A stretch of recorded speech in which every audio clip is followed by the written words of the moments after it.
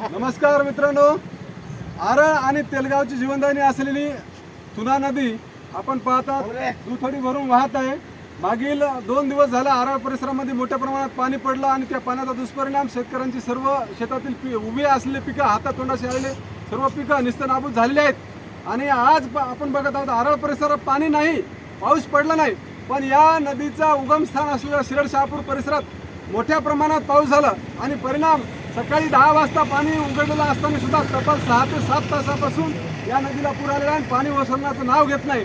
जर आज पुन्हा आरळ परिसरात जर मोठ्या प्रमाणात पाऊस झाला असता तर या नदीचं पाणी आपण विचार करू शकलो नसतो की पाणी कितीपर्यंत गेला, किती दूरवर गेला असतं आणि शेतकऱ्याचं किती मोठं नुकसान झालं असतं। तसं तर 80-90% पिकं आमची गेलेली आहेत।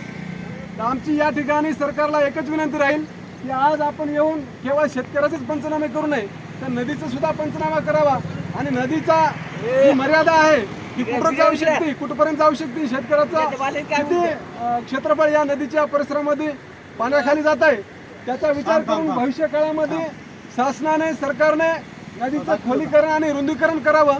काहीतरी उपाययोजना अशा कराव्या की जेणेकरून शेतकरी वाचला पाहिजे, जगला पाहिजे। नाहीतर आज रोजी शेतकऱ्याचं कंबरड एवढं मोडलेलं आहे की उन्हाळ्यात पाणी नसल्यामुळे शेतकऱ्याची पिकं येत नाहीत आणि पावसाळ्यामध्ये पाणी अति झाल्यामुळे शेतकऱ्याची पिकं जात आहेत।